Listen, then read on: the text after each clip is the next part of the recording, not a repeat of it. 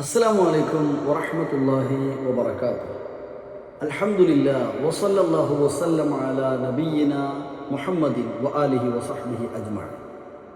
പ്രിയങ്കരായ ഖത്മുൽ ഖുർആൻ ശ്രോതാക്കളെ, അള്ളാഹുവിൻ്റെ അനുഗ്രഹത്താൽ ഇന്ന് 65-ാം അധ്യായം സൂറത്തു ത്വലാഖിലാണ് നമ്മളുള്ളത്. ത്വലാഖ് എന്ന് പറഞ്ഞാൽ വിവാഹമോചനം അല്ലേ? എല്ലാവർക്കും അറിയാവുന്ന വിഷയം തന്നെയാണ്. 12 ആയത്തുകളാണ് സൂറത്തു ത്വലാഖിലുള്ളത്. ത്വലാഖുമായി ബന്ധപ്പെട്ട കാര്യങ്ങളെക്കുറിച്ചാണ് ഈ അധ്യായത്തിൽ കൂടുതലും സൂചിപ്പിക്കുന്നത്. ത്വലാഖും അതുമായി ബന്ധപ്പെട്ട ഇദ്ദയെ സംബന്ധിച്ചുള്ള കാര്യങ്ങളുമൊക്കെ.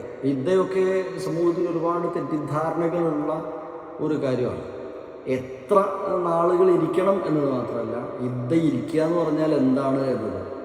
ഇപ്പം ഭർത്താവ് നഷ്ടപ്പെട്ടതായിരുന്നാലും അതല്ല വിവാഹമോചിതയായിരുന്നാലും ഒക്കെ ഉണ്ടാകുന്ന ഇദ്ദ എന്ന് പറയുമ്പോൾ രണ്ടും തന്നെയാണല്ലോ. പക്ഷെ അതിൻ്റെ അത് എത്ര നാളുകൾ, 3 ആർത്തവ കാലമെന്നോ അതല്ലെങ്കിൽ 4 മാസവും 10 ദിവസവും എന്നോ എന്നുള്ള കാര്യങ്ങളൊന്നും അല്ല ഞാൻ പറയുന്നത്. അതിനെക്കുറിച്ചൊക്കെ നമുക്കറിയാം.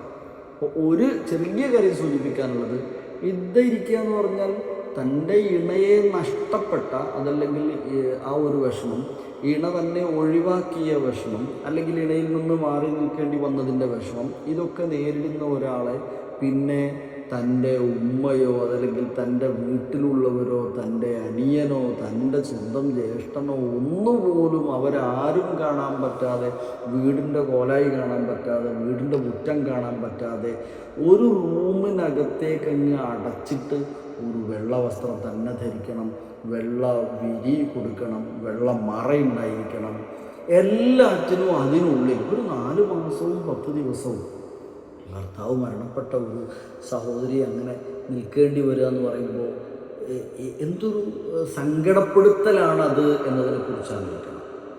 ഒരുപക്ഷെ ജോലിയിൽ നിന്ന് ലീവ് അനുവദിക്കപ്പെടാത്ത ഒരു സ്ത്രീയെ സംബന്ധിച്ചിടത്തോളം ഇദ്ദാ കാലയളവിൽ തന്നെ ജോലിക്ക് പോകാമല്ലോ എന്നതുപോലും നമ്മൾ മനസ്സിലാക്കേണ്ട കാര്യമാണ്.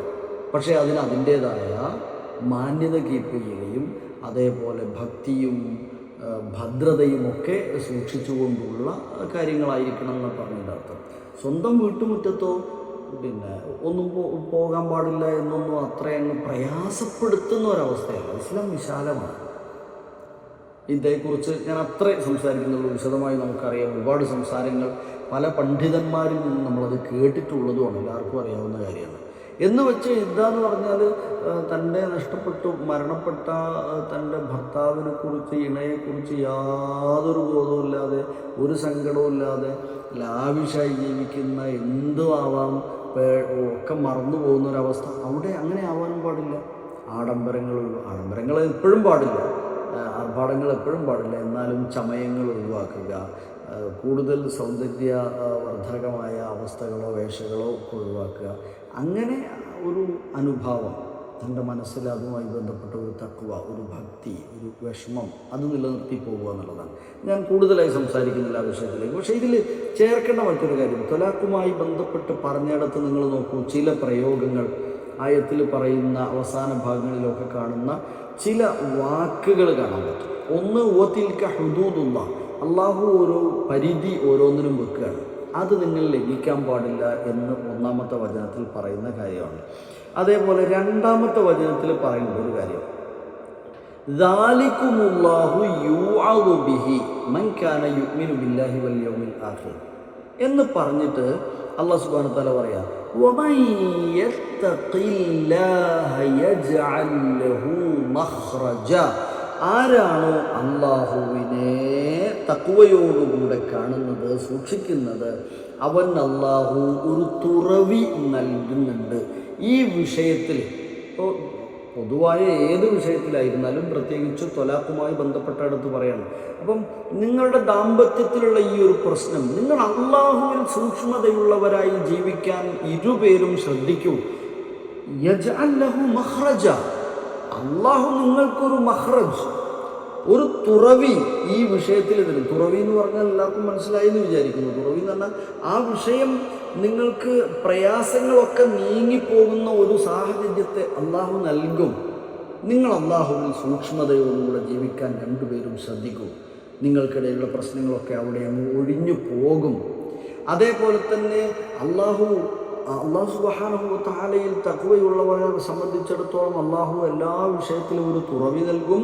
അതിലപ്പുറം വയർസുഖ്ഹു മിൻ ഹൈസു ലാ യഹ്തസിബ്, അവൻ നമ്മൾ കണക്കാക്കാത്ത വിധം നമുക്ക് അള്ളാഹു റിസ്ക് നൽകുക പോലും ചെയ്യുമെന്ന് വീണ്ടും പറഞ്ഞു.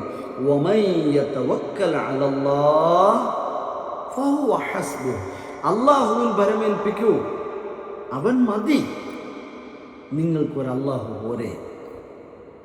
അലൈസ അല്ലാഹു ബികാഫിൻ അബ്ദഹ്, അള്ളാഹു പോരെ തൻ്റെ അടിമക്ക്. അവനിൽ നിങ്ങൾ തവക്കുൽ ചെയ്യൂ, അവനിൽ ഭരമേൽപ്പിക്കൂ. ഇന്നല്ലാഹ ബാലിഗു അംരിഹി, എൻ്റെ കാര്യത്തിൽ അള്ളാഹ് തന്നെ മതി. എല്ലാ കാര്യങ്ങൾക്കും അള്ളാഹു ഒരു ഖദർ നിശ്ചയിച്ചിട്ടുണ്ട് എന്നുകൂടെ നിങ്ങൾ മനസ്സിലാക്കണം. നിങ്ങൾ ഏതെങ്കിലും വിഷയത്തിൽ പ്രശ്നമാകുന്നുണ്ടെങ്കിൽ നിങ്ങൾ കണക്കാക്കിയതുപോലെ നിങ്ങൾ വിചാരിച്ച പോലെ ആവുന്നില്ല, ആയിക്കൊള്ളണമെന്നില്ല. അള്ളാഹു ഓരോന്നിനും ഓരോ ഖദർ വെച്ചിട്ടുണ്ട്.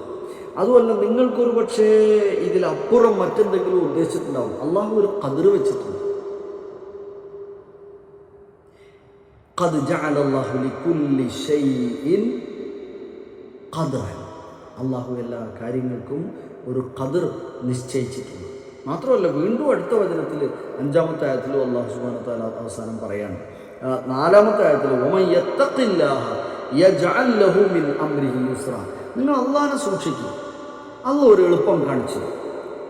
വീണ്ടും പറഞ്ഞു വമൻ യത്തഖില്ലാഹ, അങ്ങനെ അള്ളാഹു നിങ്ങൾ സൂക്ഷ്മത പുലർത്തി ജീവിക്കുക. നിങ്ങളൊക്കെയും, നിങ്ങൾ ഇരുവരും, ഈ വിഷയത്തിൽ പറയുമ്പോൾ നിങ്ങൾ ഇരുവരും എന്ന് പറയാമല്ലോ. എങ്കിലോ യുകഫിർ അൻഹു സയ്യിആതിഹി വയുളിം ലഹു അജ്റൻ, നിങ്ങൾക്ക് അല്ലാഹു പാപം പുറത്തു തരും, പ്രതിഫലം ഏറെയായി തരും എന്ന് അല്ലാഹു സുബ്ഹാനഹു വ തആല നമ്മെ എല്ലാവരെയും അനുഗ്രഹിക്കട്ടെ. പ്രയാസത്തിന് ശേഷം എളുപ്പം അല്ലാഹു നൽകുമെന്ന് 7-ാമത്തെ വചനത്തിൽ സയജഅലുല്ലാഹു ബഅദ ഉസ്രിൻ യുസ്റൻ, ഇന്ന മഅൽ ഉസ്രി യുസ്റ എന്ന് പറഞ്ഞില്ലേ, അള്ളാഹു പറയാം സയജഅലുല്ലാഹു ബഅദ ഉസ്രി യുസ്റ, അള്ളാഹു തീർച്ചയായും ഒരു ഉസ്റിന്, പ്രയാസത്തിന് ശേഷം എളുപ്പം തരും. ഇപ്പോൾ സംഭവിച്ചു പോയ പ്രശ്നത്തിൻ്റെ പേരിൽ അങ്ങനെ മുറിഞ്ഞു പോകേണ്ടവരല്ല. പരമാവധി നിങ്ങൾക്ക് യോജിച്ചു പോകാൻ കഴിയുമോ എന്ന് പരിശ്രമിക്കണം എന്ന് ഈ അധ്യായത്തിൽ പറയുന്ന ത്വലാഖിനോട് ചേർത്ത് വെച്ച് ഈ വാൽകഷ്ണത്തെ നമുക്ക് വായിക്കാം. ഏത് കാര്യത്തിലായിരുന്നാലും എന്നതുപോലെ ഇവിടെയും അള്ളാഹു ഒരു ഉസ്റിന് ശേഷം യുസ്ർ തരും, നിങ്ങൾ തഖ്വയുള്ളവരാകാൻ ശ്രമിക്കൂ എന്ന് 4-5 തവണ ഇതിനു മുമ്പ് പറഞ്ഞിട്ടുണ്ട്. അങ്ങനെയെങ്കിൽ ഇതെല്ലാം ഒരു തുറവി നൽകി ഒരു എളുപ്പത്തിലേക്ക് അള്ളാഹു സുബ്ഹാനഹു വ തആല നയിക്കും എന്ന് പറയാൻ. അള്ളാഹു ഈ അധ്യായവും എല്ലാ അധ്യായങ്ങളും കൃത്യമായി വായിക്കാനും പഠിക്കാനും ജീവിതത്തിൽ നിഷ്ഠയുള്ളവരായി മാറാനും നമ്മെ എല്ലാവരെയും അനുഗ്രഹിക്കട്ടെ.